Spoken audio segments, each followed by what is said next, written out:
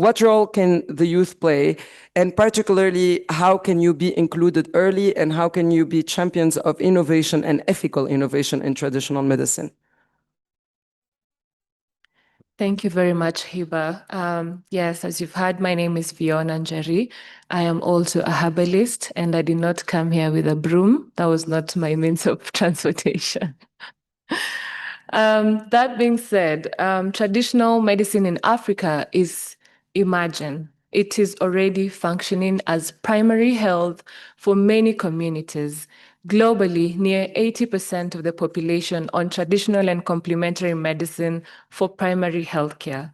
And in Africa, that number is higher, particularly in rural and pastoralist communities where formal systems are distant and very overstretched.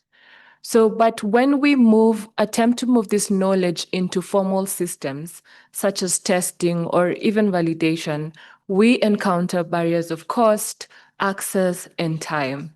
So the issue is the gap between what already exists at community level and the systems designed to recognize and support it.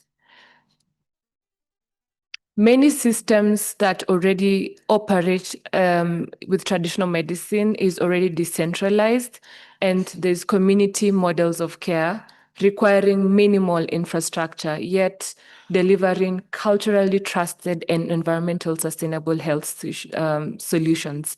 So for this potential to be realized, we need to move beyond recognition into structural inclusion.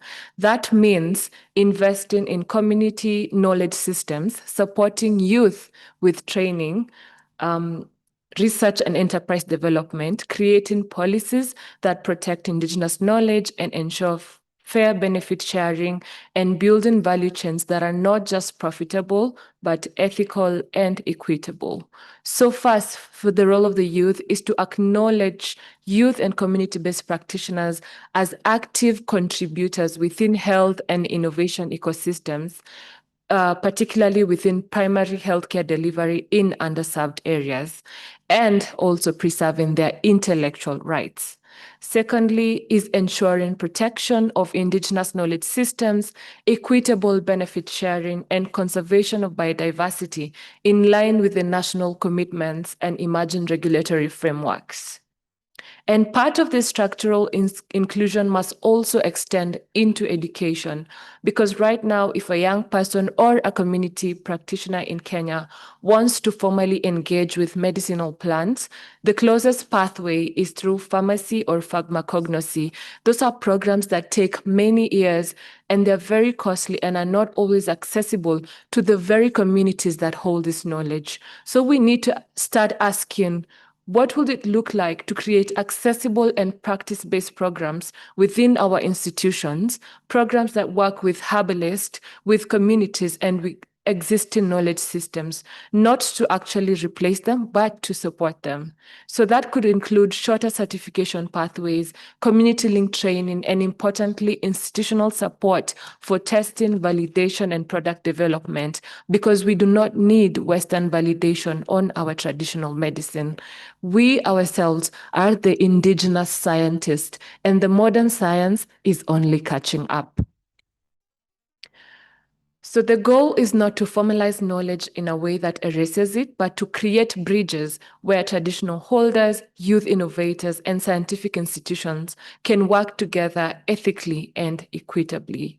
So youth are not just participants. We are not just an add-on that ticks the box, but we are part of the decision-making processes, meaningfully engage in shaping these systems that we are asked to participate in.